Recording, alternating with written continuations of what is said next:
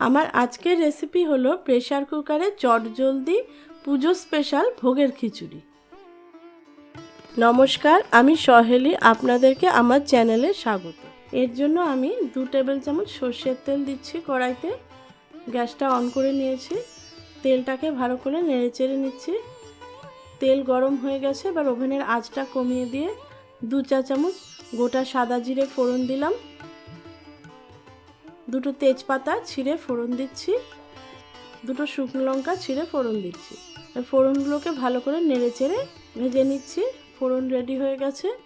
আমি একটা প্লেটের মধ্যে কিছু মটরশুঁটি, একটা গাজর কুচি, একটা টমেটো কুচি করে রেখেছিলাম। সবজিগুলো ভালো করে ভেজে নেব। নুন দিয়ে দিচ্ছি স্বাদ মতো।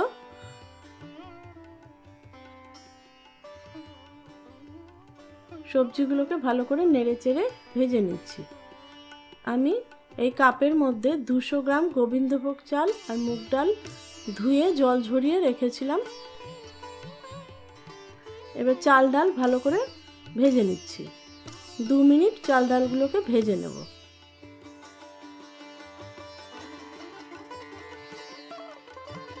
আদা বাটা দিয়ে দিচ্ছি 2 চা চামচ, আর একটু নুন দিচ্ছি।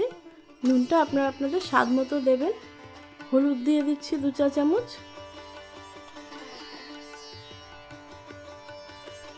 চিনি দিচ্ছি স্বাদ মতো।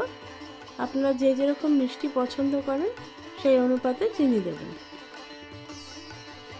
আমার একটু মিষ্টি মিষ্টি না হলে ভালো লাগে না ভোগের খিচুড়ি। এবারে আমি ভালো করে ভেজে নিচ্ছি, চাল ডাল সবজি সব ভেজে নিচ্ছি। চাল ডাল 2 মিনিট ভাজবো, অতিরিক্ত বেশি ভাজবো না, তাহলে আবার চাল শক্ত হয়ে যাবে। পুজোর দিনে এই খিচুড়ি আপনারা খুব তাড়াতাড়ি প্রেসার কুকারে বানাতে পারবেন। চাল ডাল ভাজা হয়ে গেছে, এবার চাল ডাল সবজি সব প্রেসার কুকারে দিয়ে দিচ্ছি। এই সময় প্রেসার কুকারের ওভেনটা কিন্তু অফ করা আছে।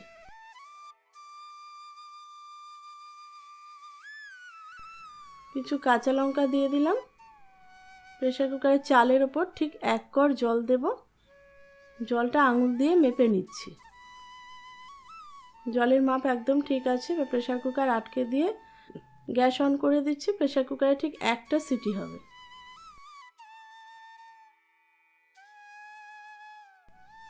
সিটি হয়ে গেছে। এই ফাঁকে আমি পাশের গ্যাসে 2 টেবিল চামচ সর্ষের তেল দিয়ে কিছু বেগুন ভেজে নেব। তেল গরম হয়ে গেছে, আমি বেগুনগুলো ভেজে নিচ্ছি। আপনারা চাইলে এই খিচুড়ি বেগুনির সাথেও খেতে পারেন। এর জন্য আমার বেগুনির ভিডিও আছে, আমি ডেসক্রিপশন বক্সে লিংক দিয়ে দিচ্ছি, আপনারা দেখে নেবেন। বেগুনগুলো আমি ভেজে নিচ্ছি।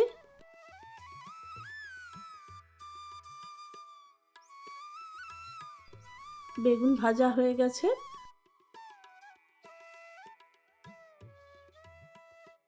এবার বেগুনগুলো আমি একটা প্লেটের মধ্যে তুলে নিচ্ছি। আমি 2টো ফুলকপি আগে থেকে কেটে ধুয়ে গরম জলে 5 মিনিট রেখে তুলে নিয়েছি। এবার সেই ফুলকপিগুলো আমি তেলের মধ্যে ভেজে নেব।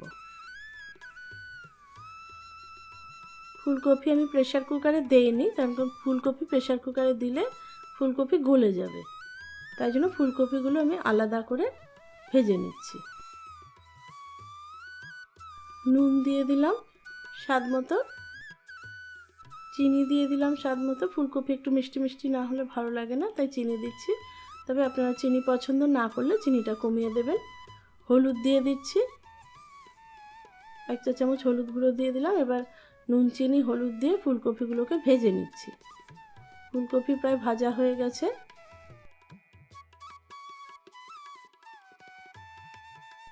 এবারে ফুলকপিগুলোকে একটা প্লেটের মধ্যে তুলে নেব। প্রেসার কুকারে যখন খিচুড়ি বা কিছু করবো, প্রেসার কুকার নিজের থেকে খুললে পারে তখনই সেটা খুলবো।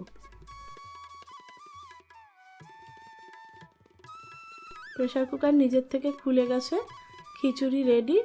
এর মধ্যে আমি কপি ভাজাগুলো দিয়ে দিলাম। আমি 2 চা চামচ ঘি দিয়ে দিচ্ছি। গরম মশলা দিয়ে দিলাম 2 চা চামচ। আশা করি এই রেসিপিটি আপনাদের ভালো লাগবে। এই প্রসেসে একবার বাড়িতে খিচুড়ি করে দেখবেন। খুবই সহজ পদ্ধতিতে এই খিচুড়ি তৈরি হয় আর খুব তাড়াতাড়ি তৈরি হয়ে যাবে। ভালো করে মিশিয়ে নিচ্ছি ফুলকপি, গরম মশলা। আমার খিচুড়ি রেডি। এবারে আমি এটা একটা প্লেটের মধ্যে সার্ভ করব। আপনারা চাইলে নিরামিষ আলুর দমের সাথেও এই খিচুড়ি খেতে পারেন। এর জন্য আমার নিরামিষ আলুর দমের ভিডিও আছে, আমি ডেসক্রিপশন বক্সে লিংক দিয়ে দেব, আপনারা দেখে নেবেন। আর রান্নাটা কেমন হলো অবশ্যই কমেন্টস করে জানাবেন। নিরামিষ আলুর দম, আলু ভাজা আর বেগুন ভাজার সাথে আমি এই খিচুড়ি সার্ভ করেছি। আমার চ্যানেলটি যদি ভালো লেগে থাকে তবে লাইক, শেয়ার আর সাবস্ক্রাইব করতে ভুলবেন না। আর সাবস্ক্রাইব করে বেল আইকনটা কিন্তু অবশ্যই প্রেস করে দেবেন, যাতে যে কোনো নোটিফিকেশান আপনাদের কাছে পৌঁছে যায়। নমস্কার।